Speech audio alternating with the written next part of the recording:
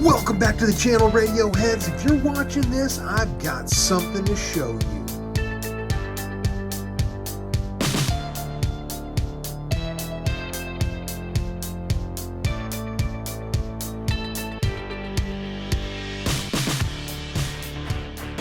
Get those wonderful toys. What's up, guys? The channel is in the process of designing the 1/5 scale Arrma Italian, and we have just completed the chassis. I wanted to show you some differences, some similarities. Let's jump right into it. So we have the EXB Basher chassis here. This is not the stock chassis. This is the upgraded version that they had available for a year or two. And this is the Radioactive RC Unbreakable chassis, and you guys have seen what this thing has been able to accomplish in the past. It has, we don't even need to talk about the strength capabilities of it. It is, it's out there for everyone to see.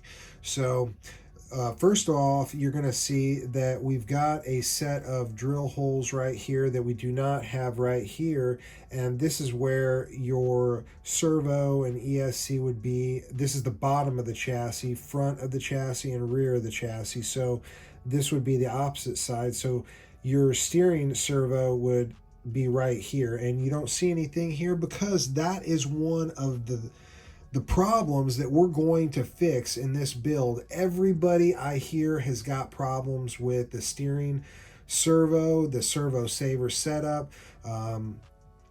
Just go out there online and you can find many stories about the servo and its inadequacies, and we're going to fix that. Just like we're going to fix this weak chassis. Now, it's not as weak as chassis from the past, but it's still not enough for you heavy-duty bashers out there. You guys know who you are. All right, so what are some of the similarities? Well, this is a 5mm chassis. This is a 7mm chassis. However, this chassis has three-dimensional concaveness, which actually makes it thicker than the 7mm chassis. It almost at the steepest points makes this a 10mm chassis with these extra ridges and everything. So really, they're very similar in thickness. They're exact same wheelbase, and I know that's going to disappoint a lot of you guys. Some of you guys wanted to see me build some crazy long multi-motor basher, and that could be in the future, but this particular one is important to me, and I wanted it to have the right wheelbase, and Arrma got it right with this wheelbase. Anything longer than it, it just doesn't look right. So we're going to keep it the same wheelbase.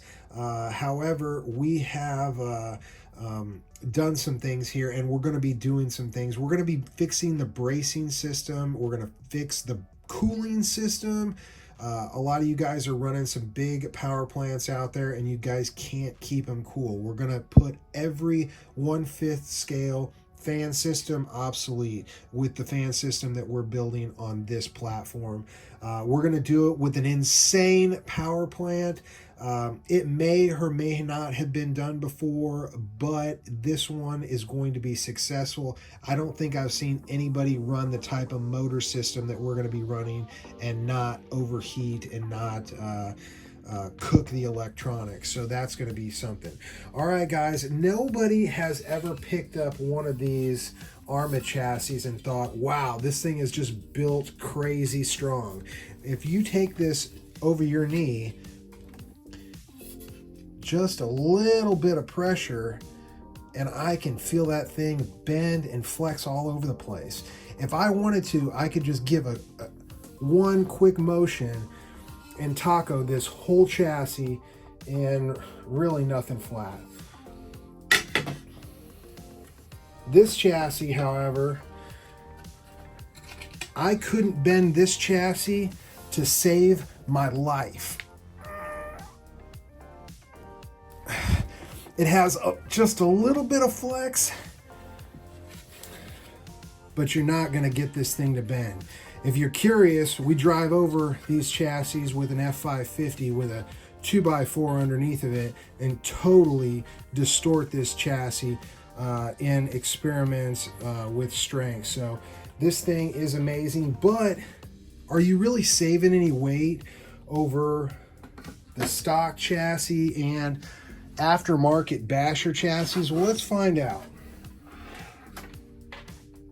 We've got a scale right here. Now this is exact. This is the scale I use for my pulling rigs, and it has to be down to a gnat's rear. All right, we got it zeroed out. Just for good measure, we're gonna tare it. You guys can see that is zeroed out. All right, here we have a stock ESB chassis. The EXB chassis is bare. There's nothing to it.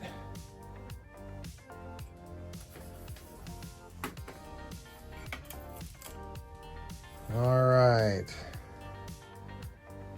Looks like we've got 2 pounds, 5 ounces.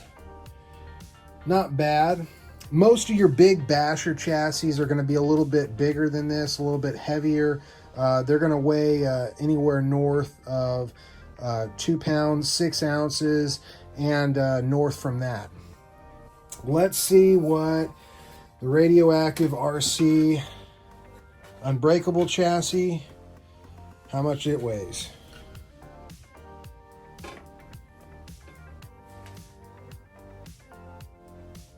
Looks like we've got 1 pound, 13 ounces. I'd say that's a winner in my book, guys. I think that that's a great savings.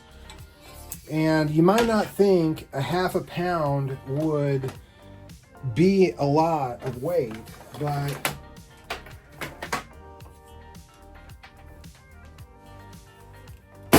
that's a half a pound, guys. That's how much difference in weight between these two chassis. You're going to be carrying around an extra battery, an extra 2S battery in the weight on this chassis. So I think that that's a significant savings. Plus, you're getting a better product. You're getting a better material. This material is going to scrape, and once you've scraped it, you guys see what happens. It starts to corrode. It starts to rust. It gets those nasty gouges on the bottom of it.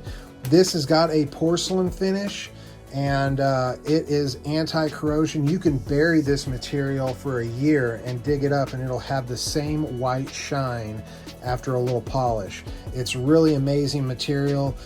This is a composite that's super lightweight. It weighs as much as carbon, but it's as strong as steel, and I have demonstrated that in the past. You guys can see I have put the little wear marks on the chassis just like it has on the stock. So there are very much similar right here. We've got our access port right here for the motor mount.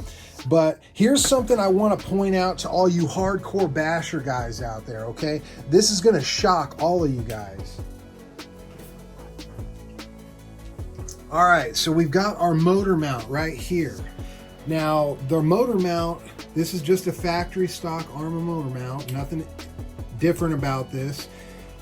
It has 1, 2, 3 motor mount holes. We're not going to count that because that holds the motor in place. So we got 1, 2, 3, and then we have our transmission right here.